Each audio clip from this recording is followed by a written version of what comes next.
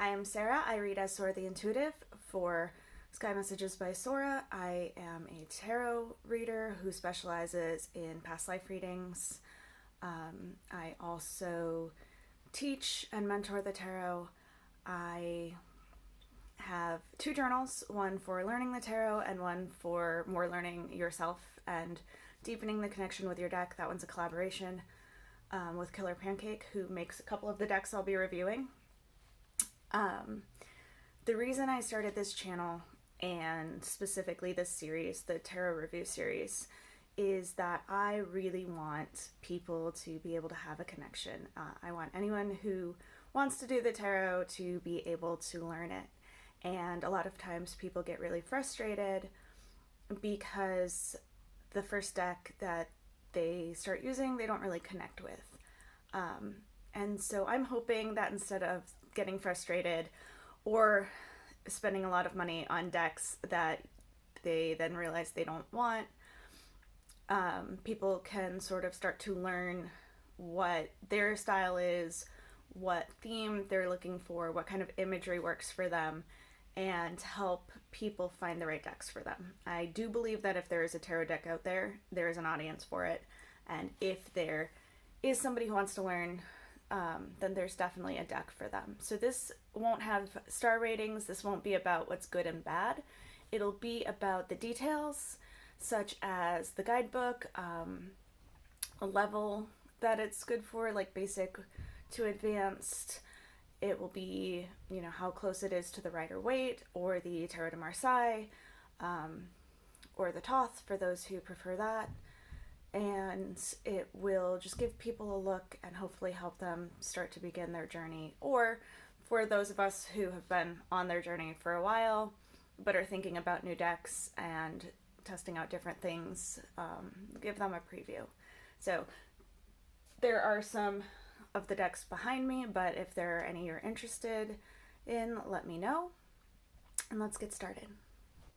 For today's deck, we are looking at kind of the deck that got me back into reading.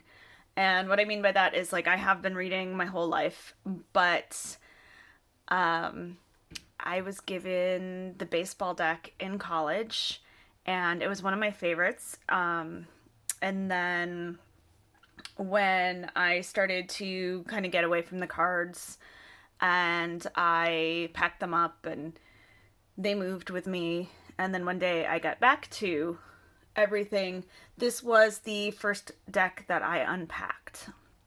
So I've had this one for a while. It's much older than most of the ones that you see on here, although at some point I will go through the other ones as well. I believe this one is still available, but I'm not entirely sure. I am more likely to be at a half price books than it is to be at your local current bookseller, but it might be there. This one's fun too because I have it, my mom has it, a few people do, so we get to chat about it and talk about the little eccentricities, which I will also get to as we talk. But starting with the box, it is a nice sturdy box. It doesn't have a way to really hold anything in, so the book is what keeps the cards in. So it's great on a shelf. If I am taking it around, I do throw these in a tarot bag. But it is sturdy. Cards go in there.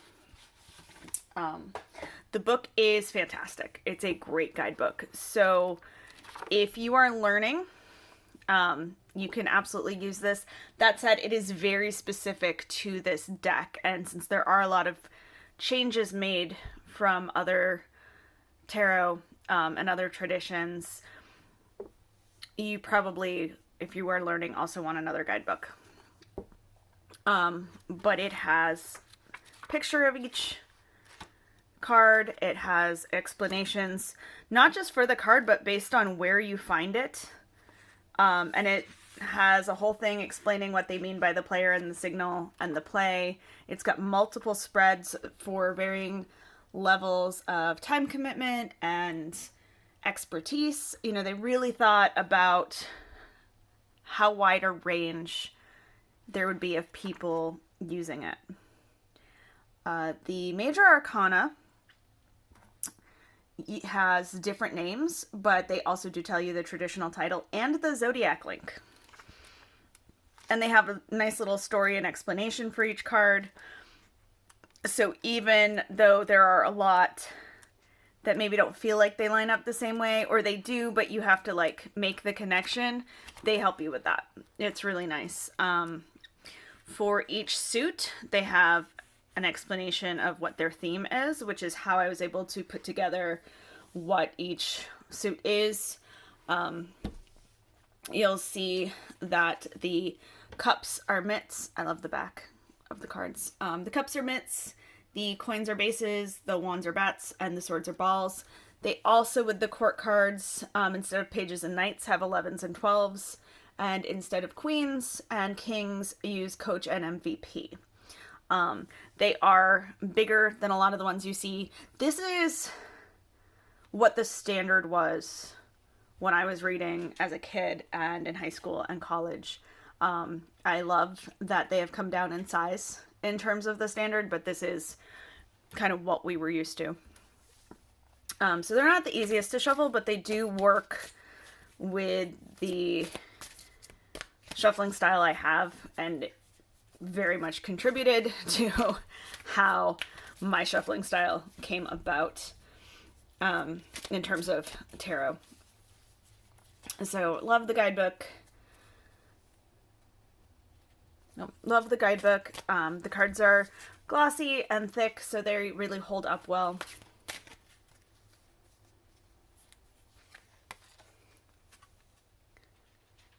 So there you have the MVP of balls. That would be the King of Swords. And that fits with the idea of intellectual accomplishments. There are they're really titles more than they are like keywords. So it really doesn't affect the reading. You know, it doesn't put it into your head what it has to be, so you can still read using your tradition. I will say that because they worked on making sure the theme really fit with baseball, there are some things, different nuances for each card that they lean into, and that works really well. I love it. You have the baseball players and the softball players. And for those of you who don't know, I played softball from, the time it was t-ball until high school. So it was always really fun for me. And I am from New England, so I am a Red Sox fan. And they didn't break the curse until I was in college. So I feel like they fit so perfectly in the idea of tarot, because so many of the themes are tied into so much of what you go through. All of life's dilemmas end up in these little pieces. I love that the coach is in the place of the high priestess, because there's that idea of having to know based on experience, but also feeling what the other team will do based on, what you have seen so far, and having to think ahead with those same ideas. So this is one of my favorites. It's near and dear to my heart for many reasons. But it has been one of my favorites since I first saw it. And it gets a lot of use.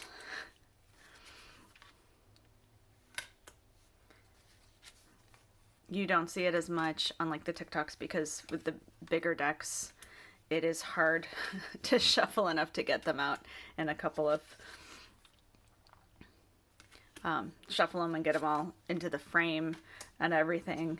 So that happens with my bigger decks sometimes, but it is one of my favorites to use personally. So who's it good for? It's good for anyone who loves baseball or softball. Particularly, if you really understand how the game works And it's really nice if you are somebody who gets tarot but maybe gets caught up sometimes trying to figure out some of the nuances and details, seeing how they fit in if you are somebody who really loves the game can help you to really make those connections and learn it for yourself. I will say, if you are learning and this is not going to be your only deck, you should make sure that you're taking lots of notes, that you have a journal, and that you have other resources for whatever tradition you're studying, so that you can make notes of where they tend to stick to one meaning versus another.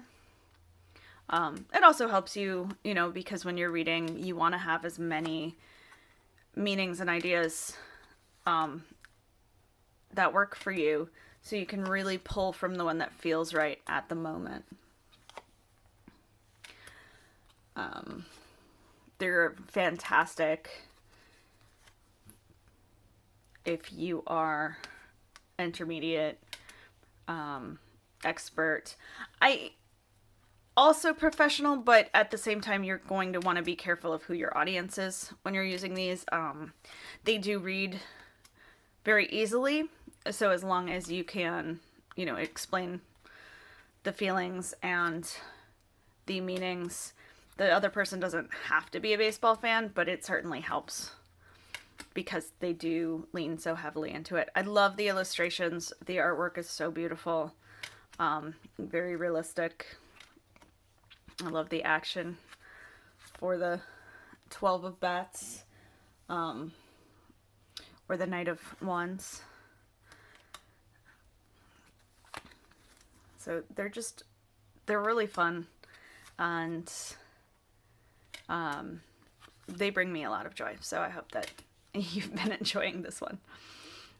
So we are going to do our reading ahead for the week, and I'm going to, while I shuffle, thank you for liking, subscribing, sharing. If you would like to book a reading, you can go to my website or send me an email. I do not approach you unless you have contacted me first. If somebody does approach you with a reading, asking if you need a reading or anything like that, they are not me. There is a lot of that going around. To see where I'm going to be, if you would like a reading here in Pittsburgh, you can head to my website. If there is somewhere that you'd like to see me, send me a note.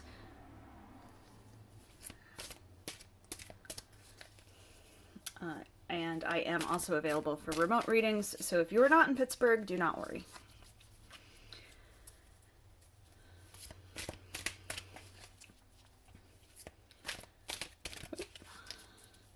If you are enjoying the tarot deck review videos and the pick-a-pile videos and you want them 2 days earlier, or you want bonus content or anything like that, you can head over to the Patreon.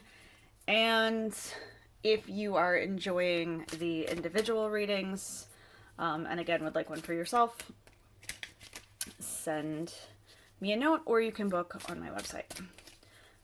I think that's everything. So we are going. We have the Manager, or the Hierophant, the Ace of Bases, or the Ace of Coins, and the Six of Bats, or the Six of Wands. And so the Manager, or the Hierophant, is a card of looking at tradition. We talk about him being community and traditions, religion, upbringing, but more often to me, he is about finding your own identity within the communities. As the Manager, he is the leader, but really he helps everybody find their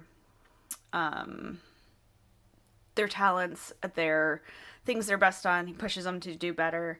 This is a card of thinking about why we do things, As a manager, he has to make sure everyone's following the rules and that sort of thing. And so it is asking you to really contemplate and think about all of your words and actions. Think about why it is you do what you do, why you say what you say, and if that is really the best reflection on you. The way the manager has to think about whether they're the best reflection of the team. The ace of bases, or the ace of coins, is here called practical beginnings. And there is newness to all of the aces, and the ace of coins, ace of bases has so much potential built into it because it is wide open opportunities.